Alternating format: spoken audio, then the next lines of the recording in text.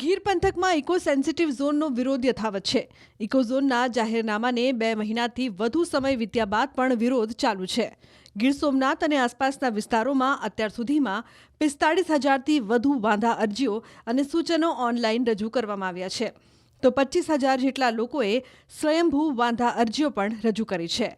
ખેડૂતના ખેતરમાં કૂવાના ખોદકામ દરમિયાન બ્લાસ્ટિંગ કરવું, ગીરની પ્રખ્યાત કેસર કેરીના કમર્શિયલ વાહનો ચલાવવા તેમજ ખેડૂતોને આવવા જવા માટે રોડ રસ્તાઓ સહિતના મુદ્દાઓને લઈ ગીરના ખેડૂતોમાં નારાજગી જોવા મળી રહી છે.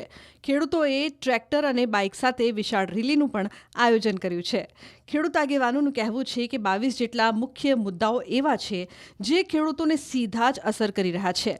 તો બીજી તરફ ખેડૂતોનો ઇકો ઝોનનો મુદ્દો હાલ રાજકીય મુદ્દો બનતો જતો હોય તેવું લાગી રહ્યું છે. સાથે સાથે આ કાયદો લાગુ થવાથી લોકોની રોજગારી પર પ્રશ્નો ઉપસ્થિત થાય એમ છે. આ સમગ્ર વિસ્તારનો જે વિકાસ છે એ રૂંધાઈ જાય એમ છે. સાથે સાથે જો રોજગારી ઉપર પ્રશ્ન ઉપસ્થિત થાય તો લોકો ક્યાંક અન્ય ગેરમાર્ગે દોરાય અથવા અન્ય કોઈ પ્રક્રિયાઓમાં દોરાય તો સમાજ વ્યવસ્થાને અને જંગલને અને પ્રકૃતિને નુકસાન થાય છે. ઇકો સેન્સિટિવ ઝોનની અંદર આ ડ્રાફ્ટની અંદર સ્પષ્ટ ઉલ્લેખ કરવામાં આવ્યો છે કે બ્લાસ્ટિંગ ન કરવું. તો ખેડૂતોને પોતાના અંગત ઉપયોગ માટે પોતાના જ ખેતરની અંદરથી કોઈ પથ્થર કાઢવા છે, વંડી બનાવવા માટે, તો એમાં બ્લાસ્ટિંગની જરૂરિયાત પડે. પછી કોઈ ખેડૂતને ઊંડો કૂવો ઉતારવો છે તો એમાં બ્લાસ્ટિંગ વગર કૂવો ઊંડો ઉતરે નહીં, નવો કૂવો બને નહીં. ગીર સોમનાથ, જુનાગઢ જિલ્લો, આ 2 જિલ્લાની અંદર અમે 45,000 થી 47,000 વાંધા અરજી તથા બારકોડ સ્કેન કરીને મેલ કરાવેલ છે. ગામડે ગામડે ટીમ ગોઠવીને આ કાર્ય કરેલ છે. તો અમે રસ્તા રોકો આંદોલન તરફ જવાના છીએ. સમગ્ર 3 જિલ્લાના ખેડૂતો દ્વારા આ કાર્ય કરવામાં આવે છે. કોઈ જાતની ખેડૂતને ટ્રેક્ટર ચલાવવું, ખેડૂતના જવાનો રસ્તો રિપેર કરવો, કૂવો ખોદવો, કમ્પાઉન્ડ બનાવવું, મકાન બનાવવું કે કોઈ પણ વાવેતર કરવું, એ બાબતમાં એવા પ્રકારના 22 જે છે એમાં કોઈ ખેડૂતે વન વિભાગની કોઈની મંજૂરી લેવાની જરૂર નથી. ગીર પંથકમાં ઇકો સેન્સિટિવ ઝોનનો વિરોધ યથાવત છે. ઇકો ઝોનના જાહેરનામાને 2 મહિનાથી વધુ સમય વીત્યા બાદ પણ વિરોધ ચાલુ છે. ગીર સોમનાથ અને આસપાસના વિસ્તારોમાં અત્યાર સુધીમાં 45,000થી વધુ વાંધા અરજીઓ અને સૂચનો ઓનલાઈન રજૂ કરવામાં આવ્યા છે. તો 25,000 જેટલા લોકોએ સ્વયંભૂ વાંધા અરજીઓ પણ રજૂ કરી છે. ખેડૂતના ખેતરમાં કૂવાના ખોદકામ દરમિયાન બ્લાસ્ટિંગ કરવું, ગીરની પ્રખ્યાત કેસર કેરીના કમર્શિયલ વાહનો ચલાવવા તેમજ ખેડૂતોને આવવા જવા માટે રોડ રસ્તાઓ સહિતના મુદ્દાઓને લઈ ગીરના ખેડૂતોમાં નારાજગી જોવા મળી રહી છે. ખેડૂતોએ ટ્રેક્ટર અને બાઇક સાથે વિશાળ રેલીનું પણ આયોજન કર્યું છે.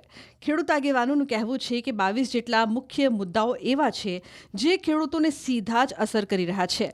તો બીજી તરફ ખેડૂતોનો ઇકો ઝોનનો મુદ્દો હાલ રાજકીય મુદ્દો બનતો જતો હોય તેવું લાગી રહ્યું છે. સાથે સાથે આ કાયદો લાગુ થવાથી લોકોની રોજગારી પર પ્રશ્નો ઉપસ્થિત થાય એમ છે. આ સમગ્ર વિસ્તારનો જે વિકાસ છે એ રૂંધાઈ જાય એમ છે. સાથે સાથે જો રોજગારી ઉપર પ્રશ્ન ઉપસ્થિત થાય તો લોકો ક્યાંક અન્ય ગેરમાર્ગે દોરાય અથવા અન્ય કોઈ પ્રક્રિયાઓમાં દોરાય તો સમાજ વ્યવસ્થાને અને જંગલને અને પ્રકૃતિને નુકસાન થાય છે. ઇકો સેન્સિટિવ ઝોનની અંદર આ ડ્રાફ્ટની અંદર સ્પષ્ટ ઉલ્લેખ કરવામાં આવ્યો છે કે બ્લાસ્ટિંગ ન કરવું. તો ખેડૂતોને પોતાના અંગત ઉપયોગ માટે પોતાના જ ખેતરની અંદરથી કોઈ પથ્થર કાઢવા છે, વંડી બનાવવા માટે, તો એમાં બ્લાસ્ટિંગની જરૂરિયાત પડે. પછી કોઈ ખેડૂતને ઊંડો કૂવો ઉતારવો છે તો એમાં બ્લાસ્ટિંગ વગર કૂવો ઊંડો ઉતરે નહીં, નવો કૂવો બને નહીં. ગીર સોમનાથ, જુનાગઢ જિલ્લો, આ 2 જિલ્લાની અંદર અમે 45,000 થી 47,000 વાંધા અરજી તથા બારકોડ સ્કેન કરીને મેલ કરાવેલ છે. ગામડે ગામડે ટીમ ગોઠવીને આ કાર્ય કરેલ છે. તો અમે રસ્તા રોકો આંદોલન તરફ જવાના છીએ.